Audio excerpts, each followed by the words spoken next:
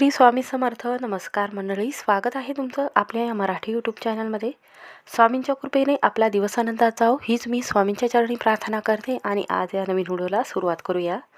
तर उद्या आहे 29 जानेवारी, वार गुरुवार, आणि या दिवशी आलेली आहे जया एकादशी.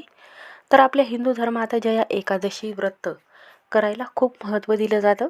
हा उपवास जो आहे तर आपल्या जीवनातील दुःख, संकट, विघ्न दूर करण्यासाठी या दिवशी श्रीहरी विष्णूच्या उपासनेसाठी हा दिवस समर्पित केला जातो. माघ शुक्ल पक्षामध्ये येणाऱ्या तिथीला जया एकादशी आपण साजरी करत असो.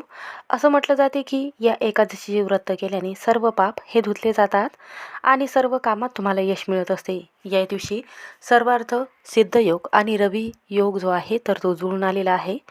असं म्हटलं जाते की या दिवशी या एकादशीचे व्रत केल्याने सर्व जीवनातील दुःख, वादळ हे संपते व सर्व कामामध्ये आपल्याला यश मिळत असते. त्यामुळे मोक्षाची प्राप्ती होते. यामुळे आपल्या जीवनात बदल आपल्याला पाहायला मिळत असतात व सुखसंपत्ती आपल्या घरामध्ये येत असते. आणि जय एकादशीला भगवान नारायण व माता धनाची देवी माता लक्ष्मी यांची पूजा केली जाते. त्याचबरोबर अखंड सौभाग्याची प्राप्ती होण्यासाठी या दिवशी विशेष उपाय करत असतात. म्हणून आज या व्हिडिओमध्ये मी तुम्हाला असा एक उपाय शेअर करणार आहे. तर जया एकादशीच्या दिवशी तुम्ही उपास नाही केला तरीही चालेल, पण सकाळीच घरात आणा या झाडाचं एक पान. आणि या दिवशी शुभ मुहूर्त कधी आहे, पूजा कशी करावी आणि कोणते नियम पाळावे व कोणत्या चुका आपल्याला या दिवशी चुकूनही करायच्या नाही. या दिवशी कोणत्या झाडाचं पान आपल्याला घरामध्ये आणायचं आहे. जर तुम्ही हा उपाय केला तर शत्रू घरात येऊन लोटांगण घालेल, 7 पिढ्याचे दारिद्र्य हे नष्ट होईल, घरात येणारे वादळ हे संपेल, दुःख त्रास हे दूर होईल आणि सर्व कठीणातील कठीण समस्या ह्या सुटतील. अशा कोणत्या झाडाचं एक पान आपल्याला घरामध्ये आणायचं आहे, या पानाचं काय करायचं आहे याबद्दलची सविस्तर माहिती आपण या व्हिडिओमध्ये जाणून घेणार आहोत. त्यामुळे व्हिडिओ हा शेवटपर्यंत नक्की पहा. चॅनलवर नवीन असाल तर नक्की सबस्क्राईब करा. कमेंटमध्ये ओम नमो भगवते वासुदेवाय नमः हा मंत्र द्यायला विसरू नका. तर सकाळी 12 वाजण्या अगोदर आपल्याला हा उपाय करायचा आहे. तर 12च्या अगोदर तुम्हाला तुमच्या देवघरासमोर बसून हा उपाय करायचा आहे. जया एकादशीला हा उपाय केल्याने घरातील जेवढी दारिद्र्य आहे तर ती कमी होते व माता लक्ष्मी आपल्यावर प्रसन्न होते.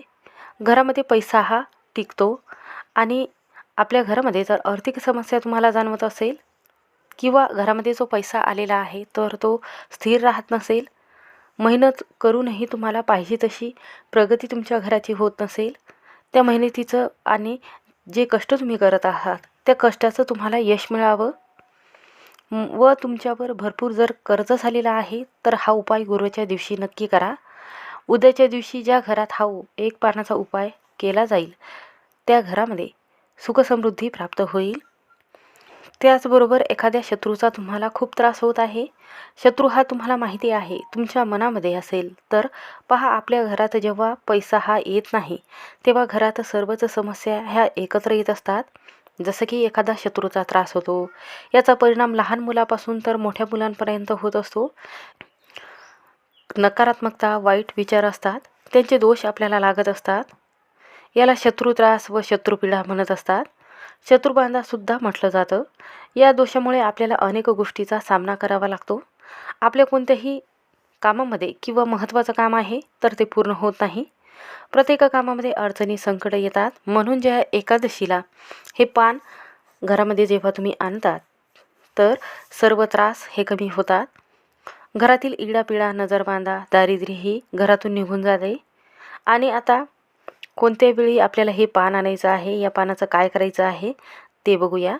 तर आता आपल्याला काय करायचं आहे, घरामध्ये जेव्हा तुम्ही प्रवेश करता त्या वेळेमध्ये जेव्हा उंबरवट्यावर उठल्यानंतर आपल्याला या दिवशी गंगाजल, गोमूत्र आणि त्रुटी टाकलेलं पाणी जे आहे तर ते मुख्य उंबरवट्यावर शिंपडायचं आहे. कारण हा दिवस खूप महत्त्वाचा आहे. कारण ज्या एकादशीचे व्रत हे मुके प्राणी व भूत आत्मा पिशाच्याच्या गर्भातून मुक्तता करण्यासाठी हा उपवास केला जातो. यामुळे भगवान विष्णूच्या आशीर्वादाने मोक्षाची प्राप्ती होते आणि सर्व पाप हे धुतले जातात व आपल्या पूर्वजांना मोक्षाची प्राप्ती होते. हा दिवस अत्यंत शुभ असल्यामुळे या दिवशी जेव्हा आपण आपल्या पूर्वजांची सेवा करतो तर ते आपल्या मुलांबाळावर प्रसन्न होऊन त्यांना आशीर्वाद देत असतात. म्हणून या दिवशी हा उपवास केला जातो. त्यामुळेच आपल्याला काय करायचं आहे, या दिवशी लवकर उठायचं आहे. उठल्यानंतर स्वच्छ पाण्याने आंघोळ करायची आहे. स्नान करत असताना आंघोळीच्या पाण्यामध्ये तुम्हाला चिमूटभर हळद टाकायची आहे, थोडंसं मीठ टाकायचं आहे आणि त्यानंतर आपल्याला काय करायचं आहे, तुळशीचं पान टाकायचं आहे आणि या पाण्याने स्वच्छ आंघोळ करून घ्यायचे आहे. यामुळे आपलं मन व शरीर याची शुद्धीकरण होते व आपला शरीर आणि आत्मा जो आहे हा पवित्र बनत असतो. आपलं मन व शरीर हे शुद्ध असते तेव्हा देवाची आपण पूजा करत असतो. तर ही सेवा आणि पूजा केल्याने याचं फळ जे आहे तर ते अधिक पटीने आपल्याला प्राप्त होत असते. म्हणूनच या दिवशी स्वच्छ कपडे, पिवळ्या रंगाचे वस्त्र जे आहे तर ते परिधान करायचे आहे. सर्वात प्रथम देवाची पूजा अर्चना करून घ्यायची आहे. अभिषेक करायचा आहे. अभिषेक करत असताना अष्टगंधक एका वाटीमध्ये टाकायचं आहे, त्यामध्ये पाणी टाकायचं आहे आणि या पाण्याने आपल्याला भगवान श्री हरिविष्णूची पूजा करायची आहे, अभिषेक करायचा आहे. आणि त्यानंतर पिवळे फुले, पिवळ्या रंगाचं नैवेद्य जो आहे किंवा एक तुळशीचं पान जे आहे सर्वात घरातील जे सदस्य आहेत तर त्यांनी अर्पण करायचं आहे. तर हा उपाय तुम्ही 12 वाजेपर्यंत करायचा आहे. तर उपाय कशासाठी करायचा आहे, आपल्या घरामध्ये सुखसमृद्धी राहावी त्यासाठी आपल्याला हा उपवास करायचा आहे. असं म्हटलं जाते की या दिवशी जया एकादशी हा शुभसंयोग जुळून आलेला आहे, ज्यामुळे तुमच्या आयुष्यामध्ये सकारात्मक बदल घडवून आणू शकतो. केवळ आपल्या मनामध्ये श्रद्धा ठेवून केलेले हे छोटे उपाय तुमच्या मेहनतीला नशिबाची जोड देत असतात. तर पंचांगानुसार या दिवशी जया एकादशी माघ शुक्ल एकादशीला 28 जानेवारी रोजी संध्याकाळी 4:34 सुरू होणार आहे आणि 29 जानेवारीला दुपारी 1:56 समाप्ती होणार आहे. म्हणूनच उदय तिथीनुसार जया एकादशीचे व्रत 29 जानेवारीला म्हणजेच गुरुवारी आपल्याला करायचे आहे. या एकादशीला 2 प्रकारे व्रत केले जाणार आहे, एक निर्जली आणि एक फलाहारी. म्हणजेच या दिवशी तुम्ही निर्जली करू शकता किंवा फळं खाऊन किंवा साबुदाणा, खिचडी किंवा उपवासाचे पदार्थ जे आहे तर ते खाऊन तुम्ही फलाहारी असा उपवास करू शकता. या दिवशी श्रीहरी विष्णूला आपल्याला पिवळ्या रंगाचे बुंदीचे लाडू अर्पण करायचे आहे आणि या दिवशी जेवढी फळं असेल तर त्याचा नैवेद्य जो आहे तर तो देवाला दाखवायचा आहे. केळ असेल किंवा सफरचंद असेल. आणि त्यानंतर काय करायचं आहे, या दिवशी एक तुळशीचं पान आपल्याला घरामध्ये घेऊन यायचं आहे. तर पहा, आपल्याला आजच तोडून ठेवायचं आहे, उद्या चुकूनही तोडू नये, तुळशीला स्पर्श करू नये. कारण या दिवशी तुळशी माताचा श्री हरिविष्णूसाठी एकादशीचा उपवास असतो. म्हणूनच आजच आपल्याला तोडून ठेवायचं आहे. आणि त्यानंतर काय करायचं आहे, या पानाला स्वच्छ धुवून घ्यायचं आहे. स्वच्छ धुतल्यानंतर आपल्याला काय करायचं आहे, यावर जे अष्टगंधकाचा टिळा असतो तर तो यावर आपल्याला काय करायचं आहे, एक तुळशीची काडी घ्यायची आहे. तुळशीच्या काडीने आपल्याला या तुळशीच्या पानावर आपल्याला एक मंत्र लिहायचा आहे. तर तो मंत्र कोणता आहे, ओम नमो भगवते वासुदेवाय नमः हा मंत्र लिहायचा आहे. त्यानंतर एक आपल्याला प्लेट घ्यायची आहे, त्यावर तांदूळ अर्पण करायचे आहे आणि त्यावर हळदी कुंकू अर्पण करायचं आहे आणि हे जे पान आहे तर त्यावर ठेवायचं आहे.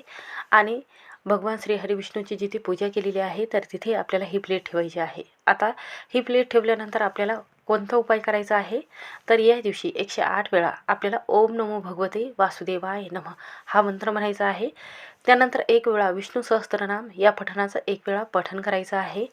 आणि ज्या एकादशीच्या दिवशी कोणत्या चुका ज्या आहेत तर त्या चुकूनही करायच्या नाही. तर या दिवशी तामसिक भोजन घेऊ नका. या दिवशी वरण भात भाजी पोळी हा नैवेद्य बनवायचा आहे. ज्यांना उपवास असेल तर त्यांनी उपवासाचे पदार्थ खायचे आहेत. या दिवशी कोणाचाही अपमान करू नये, नकारात्मक विचार मनामध्ये आणू नये, चुकीच्या वागणुकीपासून दूर राहावे. एकादशीला घरामध्ये भात चुकूनही बनवू नका. घरामध्ये पती पत्नीमध्ये वादविवाद होऊ देऊ नका. या दिवशी ब्रह्मचर्याचं पालन करायचं आहे. तर या दिवशी तुळशीला आपल्याला जल अर्पण करायचं नाही, तर कच्चं गाईचं दूध जे आहे त्यामध्ये पिवळी हळद टाकून हे जे कच्चं दूध आहे तर हे तुळशी माताला अर्पण करायचं आहे. या दिवशी पिंपळ असेल किंवा केळीचं झाड असेल तर या झाडाखाली आपल्याला एक शुद्ध तुपाचा दिवा लावायचा आहे. या दिवशी गरजूंना आपल्याला काळे तीळ किंवा तांदूळ, गहू किंवा काही पैसे दान करावे किंवा जेवू घालावे, अशा पद्धतीने हे नियम पाळायचे आहेत. त्यामुळे पूर्ण एकादशीचा जे फळ आहे तर ते दुप्पटपटीने आपल्याला प्राप्त होते. म्हणून हा नियम पाळावे. आणि या दिवशी सकाळी आपल्याला म्हणजेच शुक्रवारच्या दिवशी हा उपवास सोडायचा आहे. हे जर नियम तुम्ही जर एकादशीला जर पाळत असाल तर असं म्हटलं जाते की जो व्यक्ती पूर्ण श्रद्धेने या दिवशी प्रेमाने श्री हरिविष्णूचे नामस्मरण किंवा स्मरण करतो किंवा ध्यान करतो, त्यांच्या जीवनातील सर्व संकट स्वतः भगवान वासुदेव दूर करत असतात असं म्हटलं जातं. म्हणूनच प्रत्येक तिथीला वेगवेगळं महत्त्व आहे, वेगवेगळं कथा आहे. त्याचबरोबर 29 जानेवारीला आपल्याला कोणत्या शुभ मुहूर्तावर भगवान श्री हरिविष्णूची पूजा करायची आहे, तर दुपारी 12 वाजता 29 जानेवारीला तर 1 वाजेपर्यंत अभिजित मुहूर्त आहे. 12 ते 1 वाजेपर्यंत अभिजित मुहूर्त आहे. तर तुम्ही 12 वाजून 13 मिनिटापासून तर 1 वाजेपर्यंत पूजा करू शकता. भगवान श्री हरिविष्णूचा अभिषेक करू शकता किंवा तुम्ही शुद्ध तुपाचा दिवा जो आहे तर तो लावू शकता. जर आपल्या कुंडलीमध्ये गुरुग्रह जर कमकुवत असेल तर नक्की अभिजित मुहूर्तावर हा उपाय केल्याने सुख आणि संपत्तीचा कारक जो आहे तर तो गुरुग्रह जो आहे तर तो हळदीला म्हटला गेलेला आहे.